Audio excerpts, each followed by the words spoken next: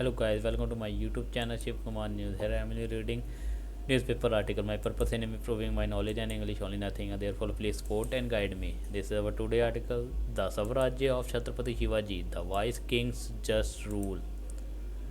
Glory of all children dress up in Maharashtrian traditional attire during celebration on the birth anniversary of the Chhatrapati Shivaji in Hyderabad, February 19.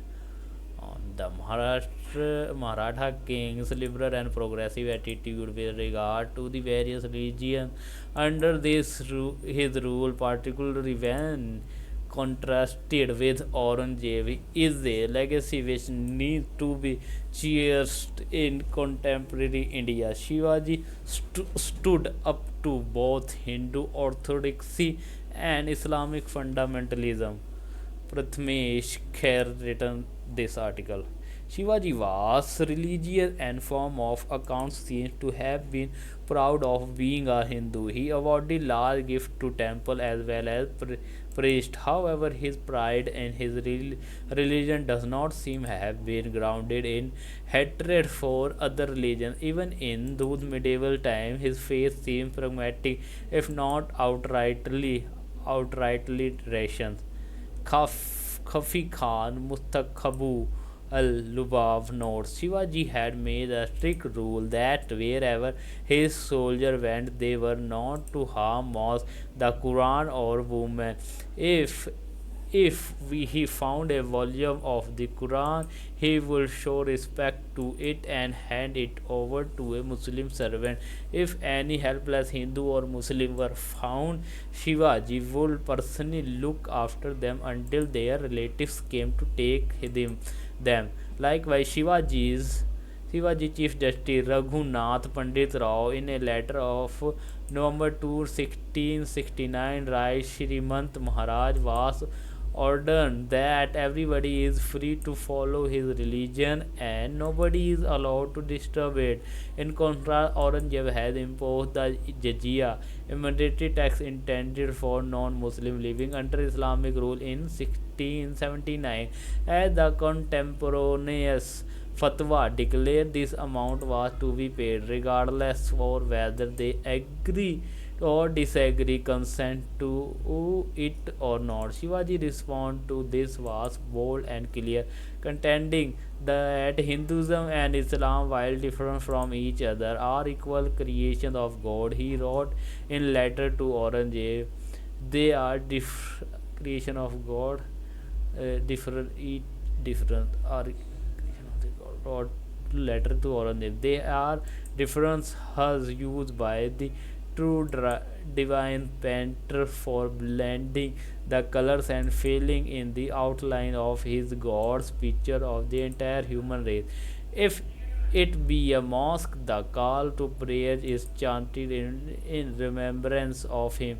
If it be a temple, the bell is rung in hearing for him only. The to show devotee for any man's own creed or practices is equivalent to altering the words of the holy book. To draw new lines on a picture is equivalent to finding fault with the painter. He contended a ruler responsible reminding Aurangzeb of a ruler's duty toward his subjects. Shivaji writes, your peasants are downtrodden, the yield of every village has declined. In the place of a lakh only thousand, in the place of a thousand only 10 are collected. He reminds the Mughals autocrat that under his rule the army is in a ferment.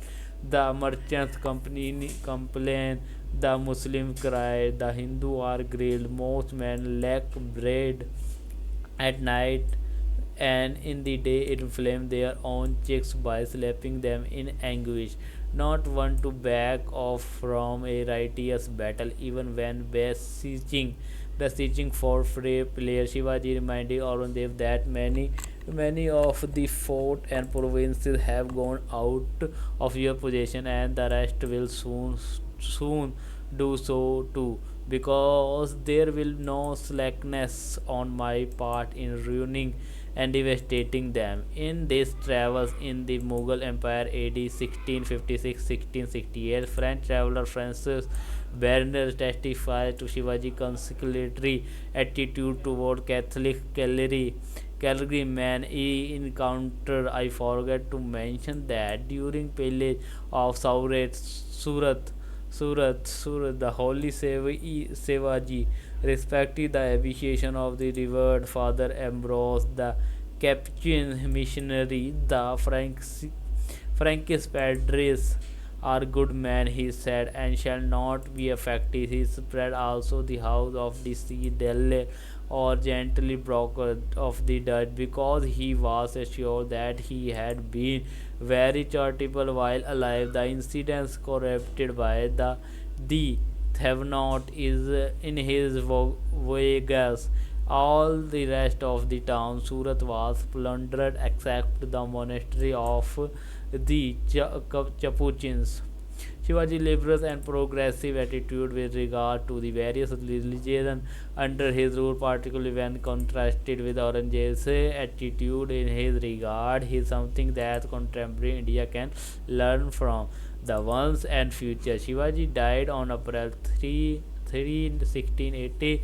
That, however, did not stop the project he had set afoot. Despite many setbacks, the discipline and zeal of those who follow managed to root out the numerically powerful yet otherwise hollow Mughal Empire. In less than a century after his death, the empire that Shivaji had brought into existence had taken over much of the east, while Mughal territory. Over 2 decades after Shivaji has shuffled off his mortal coil, and aged Aurangzeb wrote in his deathbed letter, the escapes of the which Shivaji took place through my carelessness, and I have to labor hard against the Maratha to the end of my life. As the result of it, Shivaji continued to fascinate the politics both the Maharashtra and India at large during the struggle for independence. Revolutionary from across political strips drew inspiration from him.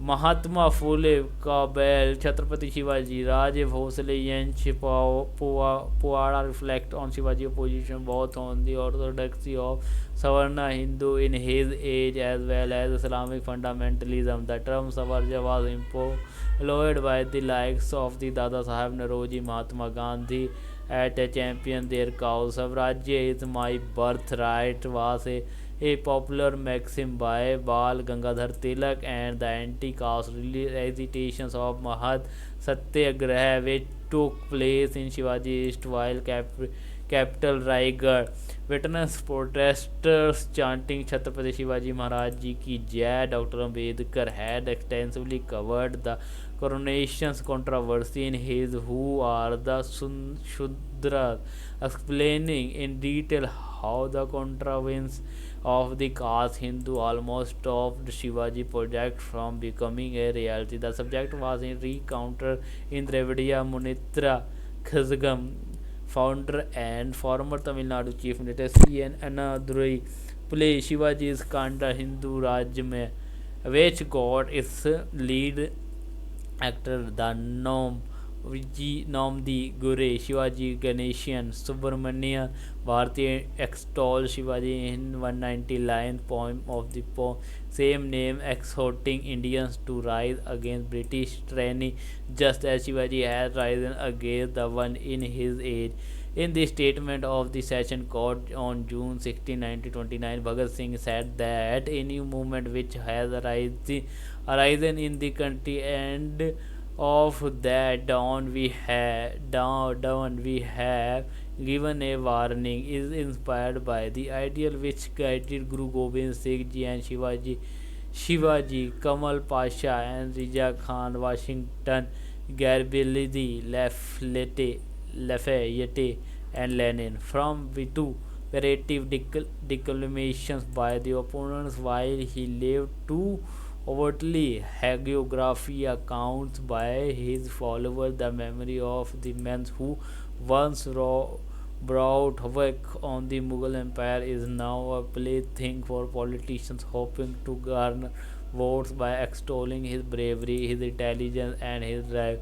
A whole cottage industry of sort has spurred up to make budgets move and pulpy novels on Shivaji, sometimes verging on the ludicrous, with the Ghost himself appearing as characters therein. Many in contradiction is evidence as self-declaration, democratic loud a king who ruled in feudal time. What visits upon that made Chhatrapati Shivaji Maharaj such a magnetic figure both while he lived and in the interhand.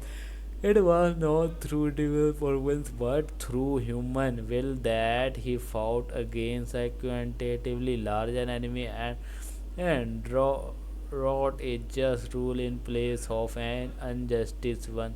Albeit under the auspices of monarchy, it was not valid that he fought well, but that he fought for what was right to empower those who were destitute and liberate those who were enslaved.